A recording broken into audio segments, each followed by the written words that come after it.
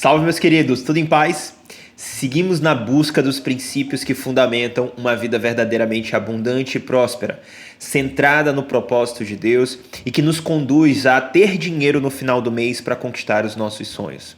Sou Cadu Bacelar, planejador financeiro CFP, e você não está na minha casa. Continuamos no interior do estado do Maranhão para a leitura de Provérbios, capítulo 28. O ímpio foge, embora ninguém o persiga, mas os justos são corajosos como o leão. Os pecados de uma nação fazem mudar sempre os seus governantes, mas a ordem se mantém com um líder sábio e sensato. O pobre que se torna poderoso e oprime os pobres é como a tempestade súbita que destrói toda a plantação. Os que abandonam a lei elogiam os ímpios, mas os que obedecem à lei lutam contra eles. Os homens maus não entendem a justiça, mas os que buscam o Senhor a entendem plenamente. Melhor é o pobre íntegro em sua conduta do que o rico perverso em seus caminhos. Quem obedece à lei é filho sábio, mas o companheiro dos glutões envergonha o pai. Quem aumenta a sua riqueza com juros exorbitantes ajunta para algum outro que será bondoso com os pobres. Se alguém se recusa a ouvir a lei, até suas orações serão detestáveis. Quem leva o homem direito pelo mau caminho cairá ele mesmo na armadilha que preparou, mas o que não se deixa corromper terá boa recompensa. O rico pode até se julgar sábio, mas o pobre que tem discernimento o conhece a fundo. Quando os justos triunfam, há prosperidade geral, mas quando os ímpios sobem ao poder, os homens tratam de esconder-se. Quem esconde os seus pecados não prospera, mas quem os confessa e os abandona encontra misericórdia. Como é feliz o homem constante no temor do Senhor, mas quem endurece o coração cairá na desgraça. Como um leão que ruge ou um urso feroz, é o ímpio que governa um povo necessitado. O governante sem discernimento aumenta as opressões, mas os que odeiam o ganho desonesto prolongarão o seu governo. O assassino atormentado pela culpa será fugitivo até a morte, que ninguém o proteja. Quem procede com integridade viverá seguro, mas quem procede com perversidade de repente cairá. Quem lavra sua terra terá comida com fartura, mas quem persegue fantasias se fartará de miséria. O fiel será ricamente abençoado, mas quem tenta enriquecer-se depressa não ficará sem castigo. Agir com parcialidade não é bom, pois até por um pedaço de pão o homem se dispõe a fazer o mal. O invejoso é ávido por riquezas e não percebe que a pobreza o aguarda. Quem repreende o próximo obterá por fim mais favor do que aquele que só sabe bajular. Quem rouba seu pai ou sua mãe e diz, não é errado, é amigo de quem destrói. O ganancioso provoca brigas, mas quem confia no Senhor prosperará. Quem confia em si mesmo é insensato, mas quem anda segundo a sabedoria não corre perigo. Quem dá aos pobres não passará necessidade, mas quem fecha os olhos para não vê-los sofrerá muitas maldições. Quando os ímpios sobem ao poder, o povo se esconde, mas quando eles sucumbem, os justos florescem. O versículo 1 começa dizendo que o ímpio foge, embora ninguém o persiga. E eu fiquei pensando, se ninguém persegue, ele foge de quem ou do quê? E a conclusão que eu chego é que ele foge de si mesmo. Ele foge da autocondenação imposta pela sua própria mente. E essa autocondenação, olhando para a dimensão emocional, vai levá-lo à autossabotagem dos seus resultados. É como se fosse uma punição involuntária. Ele não está percebendo que a mente dele está fazendo isso. Mas a mente vai o punindo através de resultados medíocres, de escolhas medíocres ao longo da jornada. É algo que o justo não passa, porque o justo, ele tem consciência, ele erra, mas ele não esconde os seus pecados. E por isso ele se torna corajoso para avançar. E isso é corroborado pelos versículos 13 e 14. Olha o que o versículo 13 diz. Quem esconde os seus pecados não prospera. Ponto. Se você deseja uma vida verdadeiramente abundante e próspera, não esconda os seus pecados. Porque aquele que esconde os pecados, ele está preocupado em se manter com esses pecados e não em abandonar esses pecados. É simples assim. O final do versículo diz: mas quem os confessa e os abandona encontra misericórdia. E é interessante isso, porque normalmente quando nós cristãos ouvimos pregações sobre arrependimento e perdão, essas pregações vinculam isso à vida eterna. Se você quer se reconectar com Deus e ter uma vida eterna, confesse os seus pecados, abandone e mude, se arrependa. Se confessarmos os nossos pecados, Ele é fiel e justo para nos perdoar os pecados e nos purificar de toda a injustiça. E isso está correto. Mas eu quero que você olhe para esse versículo e pense comigo. Quem esconde os seus pecados não prospera. Existe alguma chance de você prosperar ou não prosperar na eternidade? Não. A eternidade é lugar onde não existe dor, onde não existe pranto, onde nós estaremos na terra prometida em plena comunhão com o Pai. Em que momento nós podemos prosperar ou não prosperar? Aqui e agora. Então, quem confessa e abandona os seus pecados encontra misericórdia em relação à vida prometida, a reconexão com Deus, mas também encontra misericórdia para que possa prosperar agora. Isso diz respeito à dimensão espiritual. Aqui eu já não estou falando mais de uma autocondenação emocional, não, nada disso. Aqui eu falo sobre leis e princípios espirituais que foram quebrados e que geram consequências. Pela lei da semeadura não há como plantar pecado, cultivar o pecado, porque quem esconde o pecado está cultivando ele, e colher prosperidade. Não faz sentido. É como plantar vento e esperar colher abundância. Não faz sentido. E o versículo 14 fecha esse assunto dizendo: como é feliz o homem constante no temor do Senhor. E o temor do Senhor é o princípio da sabedoria. E a sabedoria é a aplicação prática dos princípios e das leis universais que Deus colocou para nós. Verdades imutáveis.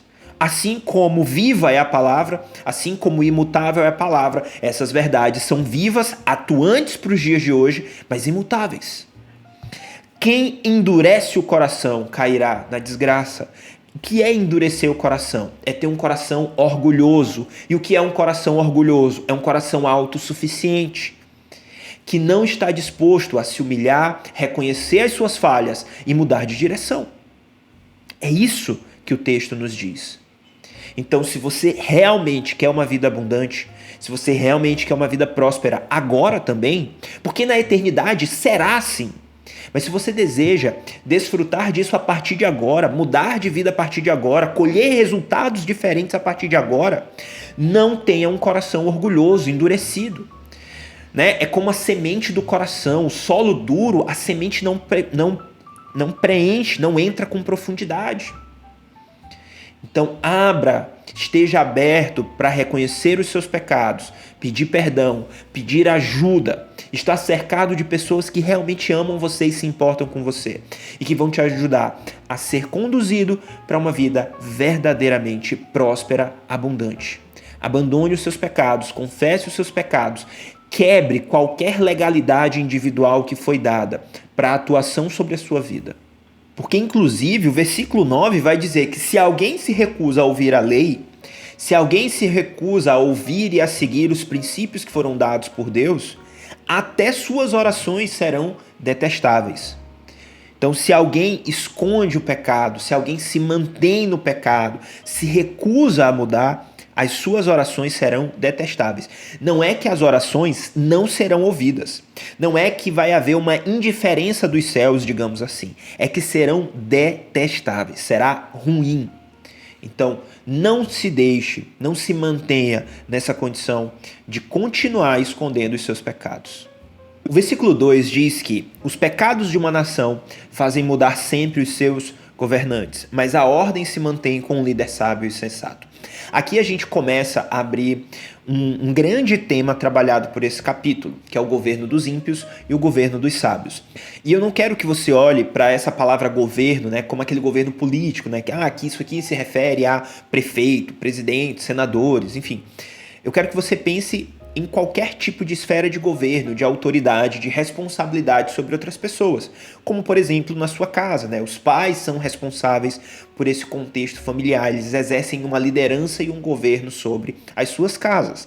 Assim como numa empresa, um gerente assume uma posição de governo, de responsabilidade, de autoridade sobre a sua equipe, o dono da empresa sobre a sua empresa e assim sucessivamente, tá? Então, qualquer tipo de governo, qualquer tipo de autoridade, de responsabilidade sobre outros é coberto por esses princípios. Já indo para o versículo 3, a gente começa nessa temática do pobre que acaba saindo, mudando de patamar e se corrompe no processo. Ele fala, o pobre que se torna poderoso e oprime os pobres é como uma tempestade súbita que destrói a plantação. E ainda é engraçado que ele não fala que o pobre que se torna rico, ele fala do pobre que se torna poderoso. É o típico caso do poder que subiu a cabeça. Por vezes um poder que é temporário, por vezes um poder que nem é reconhecido, mas um poder que sim o leva a achar que está numa posição maior do que outros. Se nós seguirmos no versículo 6, ele continua falando dessa relação de pobreza, né? Ele fala, melhor é o pobre íntegro em sua conduta do que o rico perverso em seus caminhos. Então, melhor seria para esse pobre continuar pobre e manter-se íntegro do que crescer, se tornar rico e perder, se corromper nesse processo. E aqui sim ele fala sobre riqueza. Mas o ponto não é que é melhor ser pobre do que ser rico. É melhor ser íntegro do que ser perverso. É isso que o texto nos ensina, tá? E lá no versículo 10, ele vai falar que quem não se deixa corromper terá boa recompensa. Então, o finalzinho do versículo 10 diz, mas o que não se deixa corromper terá boa recompensa. E aqui sim a gente percebe. Vamos imaginar alguém que era pobre e íntegro, que galga um novo patamar, é diligente, responsável, consegue se tornar uma pessoa mais próspera, crescer financeiramente, né, aumentar o seu patrimônio e se torna rico. Se nesse processo ele não se deixa corromper, ele vai ter uma boa recompensa e a riqueza dele vai valer a pena sim. Agora, se nesse processo ele se corrompe, e aqui nesse próprio capítulo ele dá exemplos, né, de formas de se corromper, né? Por exemplo, buscar fantasias para enriquecimento rápido, buscar formas de enriquecimento ilegal. Mais na frente a gente vai ler sobre isso. Se ele se deixa corromper, aí ele cai naquilo que diz o versículo anterior. E é um grande problema, tá? E por fim, eu quero ler o versículo 11, que diz, o rico pode até se julgar sábio, mas o pobre que tem discernimento conhece a fundo. Então, o pobre com discernimento é um pobre que tem sabedoria, porque a sabedoria e o discernimento andam de mãos dadas. Alguém que tem sabedoria reconhece outra pessoa que tem sabedoria. Então, o rico pode até se julgar sábio, mas o pobre que tem sabedoria, que tem discernimento, consegue entender, né, como que essa pessoa chegou até lá e consegue, inclusive, aprender com aquele que é sábio, seguir os passos e trilhar o caminho junto com aquele que é sábio e conseguir crescer na vida, se tornar cada vez mais abundante e próspero, assim como ele consegue também discernir aquele que não é sábio para se afastar desse caminho. Ainda na linha desse governo, né, mas agora de uma forma mais ampla, a gente vai para o versículo 12 que vai dizer que quando os justos triunfam, há prosperidade geral. E eu gosto disso, inclusive nós já comentamos isso em outros capítulos para trás. O justo, ele está preocupado em gerar frutos para si e para o outro. Ele faz negócios pensando que um negócio bom, ele é bom para si e para o outro. Ele não olha somente para o próprio umbigo. Por isso que quando ele prospera, ele acaba levando junto as pessoas que os cercam. Porque ele está fazendo negócios bons para os dois, ele está empaticamente pensando que todo mundo tem que crescer junto. Esse é o pensamento do justo. Mas o final do versículo diz que quando os ímpios sobem ao poder, os homens tratam de esconder-se. Porque o ímpio ele está olhando para o seu próprio umbigo, para as suas próprias necessidades e interesses. E ele vai passar por cima de quem tiver na frente dele para alcançar esses interesses. E aí, se você estiver na frente dele, ele vai pisar em você. Por isso os homens acabam escondendo-se. Porque o ímpio no poder, ele de fato causa prejuízos para si e para os outros. Sobretudo, se o ímpio governa sobre um povo mais vulnerável, mais necessitado. Versículo 15 vai dizer que como leão que ruge, um urso feroz, é o ímpio que governa um povo necessitado. E o versículo 16 explica: o governante sem discernimento, ou seja, o ímpio é um governante sem discernimento, aumenta as opressões. E por isso ele gera revolta no povo. E a revolta no povo leva com que a nação não prospere e o governo não continue. Já os que odeiam o ganho desonesto, ou seja, o justo no poder, prolongam o seu governo. Por quê? Porque quando o justo está no poder, ele cresce e leva consigo todas as pessoas que estão ao seu redor. E fechando essa temática trabalhada do capítulo, nós temos no versículo 4 e 5 o seguinte: os que abandonam a lei elogiam os ímpios. Ímpio elogia ímpio, porque eles não têm discernimento. E isso está aqui no versículo 5. Os homens maus não entendem a justiça. Eles não têm discernimento, a capacidade de perceber o que é bom e o que é mal. Inclusive, o que é mal para eles. O que é mal para eles. As consequências que eles vão colher desse governo ímpio. E o final do versículo 5 diz: mas os que buscam o Senhor a entendem plenamente. Por quê? Porque buscar ao Senhor, o temor ao Senhor é o princípio da sabedoria. E a sabedoria está o quê? De mãos dadas com o discernimento, com o entendimento e com o conhecimento. Avançando para o versículo 8, nós temos que quem aumenta a sua riqueza com juros exorbitantes, ajunta para algum outro que será bondoso com os pobres. Alguns aprendizados. Primeiro, aumentar a riqueza com juros é errado? Não. O problema não é os juros nesse versículo. O problema é o exorbitantes. Porque se fosse errado, eu e você não poderíamos fazer nenhum tipo de CDB, LCI, LCA, CRI, CRA, não poderíamos botar dinheiro na poupança, nem poderíamos botar dinheiro na conta digital lá no Nubank, na caixinha do Nubank ou no Banco It ou qualquer um desses que tem rentabilidade. Porque na prática tudo isso é o quê? Emprestar dinheiro para alguém, para um banco e receber juros em função desse investimento. A orientação que nós temos sobre não cobrar juros se aplica a alguém que é cristão e que está emprestando dinheiro para outra pessoa da sua própria comunidade, outro cristão, um irmão em Cristo. Então, um amigo muito próximo, um amigo muito querido, aí sim eu entendo que a Bíblia não nos permite cobrar juros, tá? Mesmo juros pequenos. Esse é o primeiro entendimento. Então não tem problema fazer esse tipo de investimento de renda fixa, você não está quebrando nenhuma lei universal do dinheiro. Agora, o segundo aprendizado que a gente tira desse versículo diz respeito que quem faz esse comportamento errado junta para alguém que é bondoso com os pobres. Bondade com os pobres diz respeito à lei universal do dinheiro da generosidade. E essa lei da generosidade, ela é constantemente relacionada com aumento de riquezas. Então, aqui a gente tem uma aplicação disso, tá? Uma das formas pelos quais Deus faz multiplicar riquezas para aqueles que são generosos é tirando dinheiro de quem ajunta com juros exorbitantes. Inclusive, isso é reforçado no versículo 27 que diz: quem dar aos pobres não passará necessidade, mas quem fecha os olhos para não vê-los sofrerá muitas maldições. Então, se você deseja multiplicar o seu patrimônio, não passar necessidade, fugir de maldições, seja generoso com aqueles que estão em condição de maior pobreza, de maior vulnerabilidade. Além da lei universal da generosidade, o texto também fala no versículo 18 sobre a lei da integridade. E se a lei da generosidade normalmente está relacionada com multiplicação de patrimônio, a lei da integridade está muito relacionada com segurança do patrimônio, né? Então, quem procede com integridade viverá seguro. Então, essa é uma consequência, um resultado, é um fruto natural da integridade. E por fim, o versículo 19 e 20 traz uma nova lei, que é a lei universal da diligência. Lei essa que normalmente está associada com o aumento da renda mensal, da capacidade de geração de recursos, do recebimento da provisão de Deus.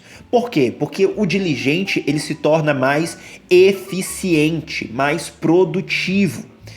quanto mais conhecimento ele tem, quanto mais expertise ele tem, quanto mais relacionamentos e parcerias estratégicas, quanto mais criativo ele é, quanto mais ele estuda sobre algo, melhor ele se torna e acaba resolvendo mais problemas de outras pessoas, servindo a mais pessoas e, consequentemente, recebendo mais recursos por isso. O texto diz que quem lavra a sua terra terá comida com fartura. Então, quem faz a sua parte recebe as consequências, mas quem persegue fantasias se fartará de miséria. E aí o versículo 20 vai dizer um exemplo dessas fantasias. Quem tenta enriquecer depressa não ficará sem castigo. Eu quero dizer para você o seguinte: você está no ponto A e você quer chegar no ponto B. Existe uma jornada para chegar até lá. Todas essas fantasias são atalhos que vão te fazer desperdiçar tempo, recursos e energia na busca do dinheiro fácil, ao invés de se manter disciplinado, focado no propósito. O começo do versículo 20 diz que o fiel será ricamente abençoado. Uai, mas fiel ao quê?